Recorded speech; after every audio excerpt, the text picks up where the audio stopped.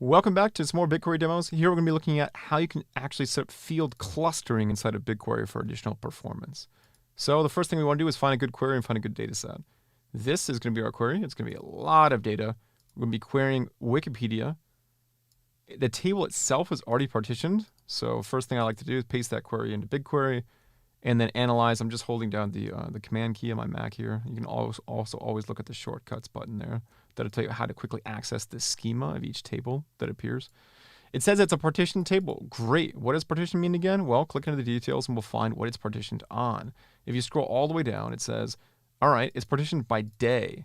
So out there on the great giant hard drive in the cloud that is BigQuery managed storage, you have different days of Wikipedia data that are available. And you remember from our previous demo that we looked at for partitions, if you have a date, for example, like a date that doesn't actually exist, so I want to filter for all Wikipedia records that are in the future, it's going to process 0 bytes because it immediately knows that none of it, even before opening up data and doing that expensive where clause operation, trying to find that, hey, is this date that I have after 2099? No. How about this field? No. How about this field? No. And with millions of records, or in this particular case, billions of records, 55 billion records, that's a very expensive operation computationally. So with partitions, you can immediately see, no, there's no data out there in 2099, but there is data out there for 2018, and you can see that there is a lot of data. It's 2.2 terabytes.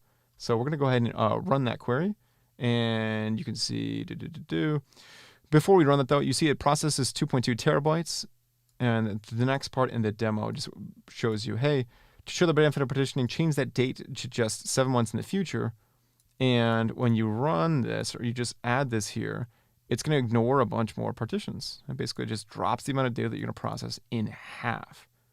And again, if the table is not partitioned, it does not know which data fields have that data value to throw out, so it has to look at all of them. So that's the key benefit of partitions. But what this mainly we want to show at is clustering time. So we're going to go run this query. Let's see how long it takes to analyze 1.1 terabytes. And what are we looking at? We're looking at the title of the Wikipedia page, the total views that it has.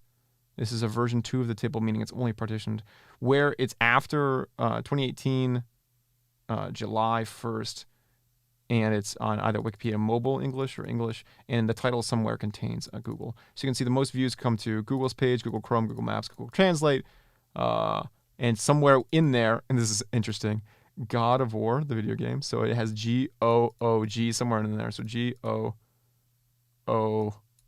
That's interesting. That's regex for you. So that processed 1.1 terabytes, and it took 12 seconds to run. So now there is a third version of this table that Philippe Hoffa, one of the developer relations gurus here at Google, created for this demo. And going into this, remember that 12 or 13 seconds and the 1.1 terabytes.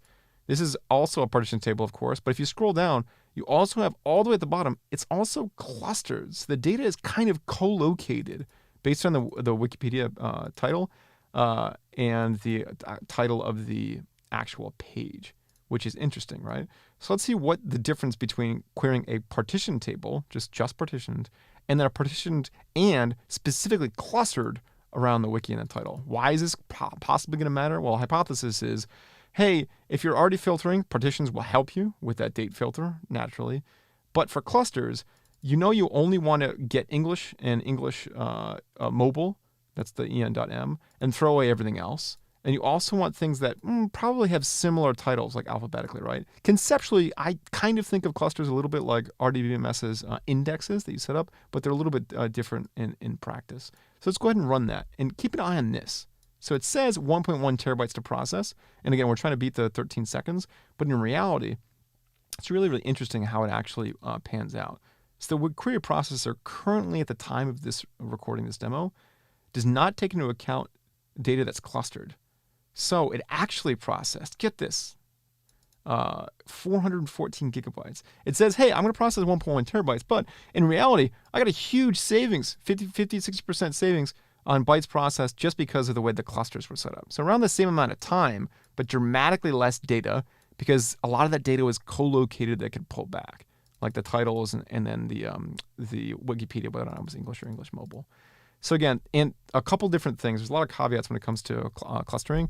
Well, first of all, a really good thing is that there's automatic reclustering of your data. So if you're wondering, hey, what happens if I add new records in here and I double the size of this? Those clusters that are recreated, do I need to recreate that table? Well, no. As of a couple months ago in 2019, BigQuery now has a service that automatically reclusters your data periodically when new data comes in. But what you need to consider when you're creating these new clusters, much like you saw in the partition demo, creating or replacing a table, specifying a cluster, is that the order of the cluster matters. So this demo was exclusively made to show clusters done well, but that's because we're going filtering first by English and English Mobile on the wiki first. So it's clustered first by, the ordering of the cluster matters. It clusters first by the Wikipedia type, English, English Mobile, and then within that cluster, whether or not it contains GOOG somewhere in the title. So if you reverse these, or if you didn't have one or the other, that would change your performance dramatically as well. Again, it'll never be worse than not having the cluster. So just consider what your users are querying most often, and that's generally how you want to set up your clusters for that. All right.